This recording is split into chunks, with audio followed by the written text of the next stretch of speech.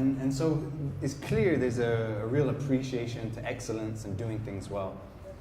What are the kind of characteristic traits have you seen to be huge to propelling you to where you are now and excelling? And what kind of shapes the way you do business and culture here? Persistence, never taking no as an answer. And also because in addition to loving the industry, I read a lot. I go to other trade fairs to learn. So I'm really comfortable in my knowledge of the industry. So when I go to meetings, and I'm most of the time the only woman in there, I'm very comfortable in pushing back and persisting and getting to the yes and overcoming the no's, especially when you go to government offices. Because it's a service industry, to this day we get calls saying, oh no, you can't bring these kind of receipts to our offices from the tax office. All of this is not going to be taken into account for you. So you have to sit there and say, no, wait a minute, and explain every step of the way. So I think persistence has helped a lot. And being a professional about what you do so that people actually respect your knowledge and, Yeah.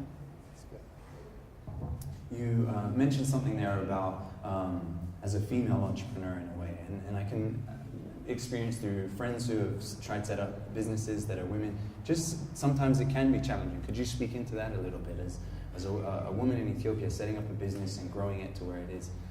What encouragement maybe, or what have your experiences been, and how can people learn from that?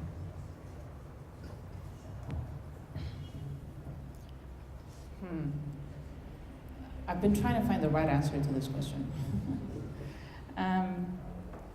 Just to give you a bit of context, I grew up with boys. So I have two brothers, all my cousins were boys. So I grew up thinking I was a boy, right? So my approach to life has always been fight, bully your way through and so forth. So I never really thought, and my parents they did raise me to be a girly girl, but it didn't work out.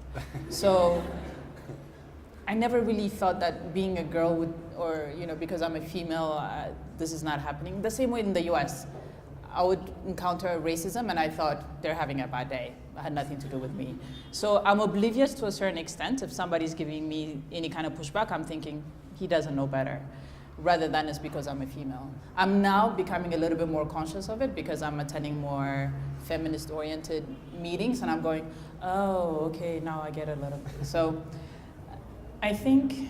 I don't know, to be honest with you, I don't know if I've encountered any specific challenges because I'm a female, but what I have realized, because I'm consciously thinking about this because I get a lot of questions, is we do events outside of Ethiopia now. So we've been, we'll do an event for a client here in Ethiopia and they would say, we had such a great experience with you, can you go to Rwanda and do it for us as well? So we've kind of had the opportunity to travel a little bit with doing what we do. And what I've realized is you'd run into familiar faces on these events and they were like, oh wow, you're here as well. And then they'll be like, oh, you know what, I'm actually have an event coming up in, say, Tanzania. How about we have drinks around 11 p.m. and talk about it? And I'm going, now is a good time to talk about it. Why do we have to wait until 11?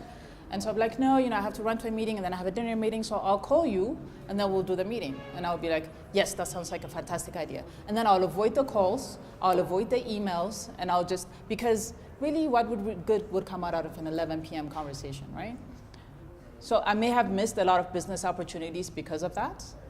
And if I was a guy, maybe they would, we would have had just a beer and have had a good, but as a female, you always go, I just don't know if if his heart or his intentions are in the right place. So what I think I do that so commonly now, it's become second nature, avoiding meetings with men late night, that I didn't even think I did it because I'm a female, but again, this consciousness thing. So now I think that's one of the areas where you may be missing out on business opportunities and you don't even know. No, thanks for that honesty and authenticity. So 10 years on, you have this company, it's going well. What kind of are the dreams for the future? What do you want to see it going? I love that there's already a Pan-Africa operation happening. Is to grow that? Tell us a little bit about how you see the company growing in the future. So that has been the biggest question. So one thing now that I think we have a little bit to do with it. There are a lot more event companies coming into the industry, and if you notice, it's a lot of young girls who are opening up more and more event companies. So we're trying to put an association together because there are a lot of government policies that come out that are counterproductive to hosting international events in Ethiopia. So we've tried to push the government individually. They said, no, you know what, come as an organized group and then we'll listen to you. So we're now getting that up and running. And then the next thing is I honestly just don't know what else to do. So talking about, there are not sufficient suppliers into the events industry, we don't have sufficient resources, we don't have the right technologies to compete with other countries, because now, as you all know, Africa is one. So if an event comes to Ethiopia, an international event, it doesn't come back to another African country because they've been to Africa already, so they would go back to Europe, right? So we're now competing amongst ourselves. Ethiopia is competing with Rwanda, with Kenya, with South Africa to try to get these international events to be hosted here. But we have a lot of limitations as far as resources is concerned. So I've thought for a while, and I've been thinking about it for a while, to get into the supply chain as well. So maybe having more equipment and so forth. But a lot of people think that I'm an entrepreneur, and I just love what I do. And I am blessed enough to be able to make money out of it. I am not the kind of person, there are people you sit down and you talk about one problem and they come up with 10 different solutions and they tell you, why don't you go out and do it? I'm not that person. So I'm almost risk averse. So I'm comfortable in what I'm doing and I do it well, so I'm comfortable with that. So any growth area scares me a lot. So what I'm gonna do starting next week actually, is I've signed up to a program called Stanford Seed. And what they do is they help you deep dive into your business to try and identify what are your weaknesses, what are your strengths, and then in over a year's time, you come up with a plan on where you want to take your business next. And I honestly told them, I don't know where I want to take it, and they said, that works, because they'll help you, they'll walk you through it. So it's not like any other executive MBA type of program, but rather they handhold you through your own business, and from those who've been through it, I understand, you discover all kind of things about it. And hopefully next year, I'll have a clear plan of what I want to do with Flawless. Amazing. It's really good to hear. And in a moment, we're going to open it up to the floor for question and answers. So be thinking about what you might want to ask Yoadan. As I was researching you, I came across something in French. I don't know French, but it looked really impressive from something Forbes related or something. Could you tell us a little bit about that? What was that? So it's a magazine called Into the Chic, and they called to do an interview. It's a branch of Jeune Afrique. I ran into them at a forum called Africa CEO Forum, and I was trying to get that forum to come to Ethiopia because it actually happens in Geneva, an Africa event that happens in Europe. Anyway, through that conversation, they thought my story was interesting, and they asked if they could do an interview. So we did an interview. They were nice enough to do it in English, and they translated it into French, because my French is a bit rough. And then Forbes Africa picked that story up and then made it into their own as well. So it was super flattering. Yeah. So one of the reasons we do these events is because I remember growing up, what inspired me was seeing others ahead of the journey do stuff that was impressive or amazing, and I could say, I want to be like that. And often in a context like Ethiopia, it's maybe because we're still on the come up, it's hard to find necessarily entrepreneurs that we can say, I want to be like that. And so we want to profile people doing amazing things, so the generations coming up and those also in the space now can hear the story and be inspired. I'd love to know, who were your role models? Who were the people that you looked up to and said, you know what, I want to be like that? So now my secrets are coming out tonight. So two things. I was a very lazy student, okay? No, honestly, I went through high school one grade at a time, barely making it across. In college, I didn't know what I wanted to study. My mom said, international business management. I said, that sounds rather sexy. I'll do that. There was no thought that went into that. And you can kind of see the trend. Somebody said, do an event for me. I said, sure, why not? And Flawless was born. So I never thought I'd run my own business. Like I said, I came to Ethiopia thinking, who would hire me? Because I happen to have a degree from the US. But then I was thinking back and I was like, okay, you know, I've always had this knack of wanting to do things. Like I would go to weddings or any events and I would look around and get fidgety going, man, that's dirty. That server is not paying attention to that table. Like sometimes my husband has to say, literally pull me down and say, this is not your event, let it go. So I've had that even when I was younger, and I realized my aunt owns Summit Restaurant.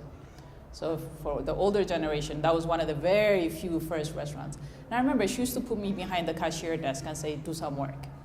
Or she would, you know, if she's short-staffed, she used to ask me, go help that table. So I think she definitely was one of the, especially back then, one of the very few women entrepreneurs who run something. And she made it look so easy and fun that I knew that I wanted to be in the service industry. I think she ignited that. And as I was finishing high school, there was this question going, my older brother always wanted to be an engineer and become an engineer. I never knew what I wanted to be, I just wanted to be done with school. So as 12th grade was coming up, somebody was asking me, what do you want to do? And I said, my mom was a secretary. I said, I want to be a secretary. And my father said, no way.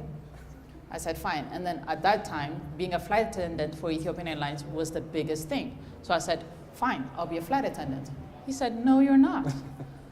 But now looking at it, I'm in a bit of both, right? Because we're always assisting other people and we're always serving other people. So I kind of merged the two and I'm doing it in events. It's really interesting to hear who your role model is, because one of the people that got in touch when I said Yoadan was coming to speak said, I look at her world and I want to model my life in how she does it, how she vacations, how she runs her company, how she does family and business hand in hand. So already you're being a role model to others, and it's a real flattering. Inspiration.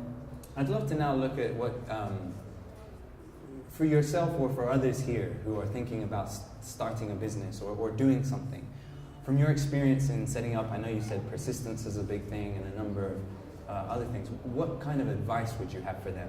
Or even if there's someone like myself sitting in London at 18 years old, coming across a video and I'm thinking about what I want to do in the future, or I want to return to Ethiopia, what can I do? What are some of the things you would say to them? Quite a convoluted question, but hopefully you can draw something out of that. I hope so. So I mean, one thing is, you know, you don't have to have, clearly from my experience, a clear plan of what your future will look like 10 years down the road to achieve it. I had no idea I would ever be here. Like, to hear that people look up to me or find it inspiring for me is, I was like, to this day, and I tell my teammates when people say, oh, you're flawless, I go, oh, you know, like, it's really weird that there's this, you know, an entire entity that people admire. So I think, for me, you know, take your time. Don't feel rushed that you have to identify what you have to do at 18 or 22 or 25. It's okay if you don't know. I really think it's okay. And there's so much pressure nowadays. And we also are emulating that pressure onto our children that you should know what you want to do by the age of 5. And, you know, by the age of 12, you haven't figured it out, you're doomed.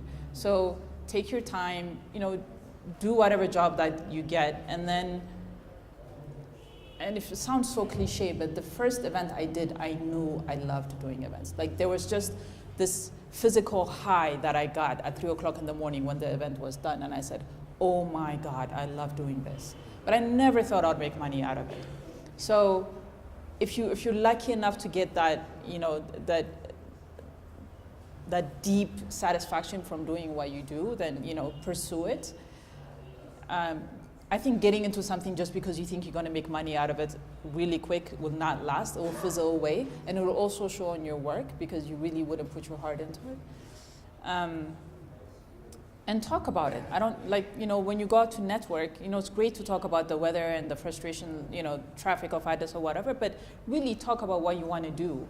And you'll be very surprised when you ask people to sit down and talk to you. Everybody will. Like, a lot of people get surprised when, you know, I get cold calls and they say, oh, I wanted to do events, I want to come and talk to you. Even if my schedule is open, I'm like, yeah, sure, come through. And they get shocked. I'm like, a lot of people I know do that. You know, the Precise Consult, 251 Communications, like, there are a lot of good-willed people out there. So really, don't be scared to reach out. Don't take, if you really know what you want to do, when people tell you, no, you can't do that, don't listen to it. I'm sure Shishu told you the story by where she told, you know, a group of us saying, oh, I'm going to open my burger in Sangatara. And we all said, what? Are you crazy? Make that a Tip's house. What? Who's going to come all the way out there to eat burger, right? Thank God she didn't listen to any of us naysayers, because, you know, look at where she is. Same thing, when she went to Kera, we said, who's going to come eat in Kera, Sishu? Come on. We're still there. So, you know, like, if you're convinced enough of what you want to do, it will happen. So just pursue it. Really, it sounds so simple, but just don't take the naysayers seriously. Like, spend time with people who are open-minded, who will support you. It could just be coffee. I heard this not too long ago. It said, you know, who are you spending more time with? Like, look at your schedule and figure out who you're spending more time with. So that, because that's where you're putting a lot of your energy. If you're spending more time with your friends just having coffee and not talking about anything, that will be the outcome. So like, surround yourself with people who will inspire. Even if you could walk away with one good idea and you'll be good.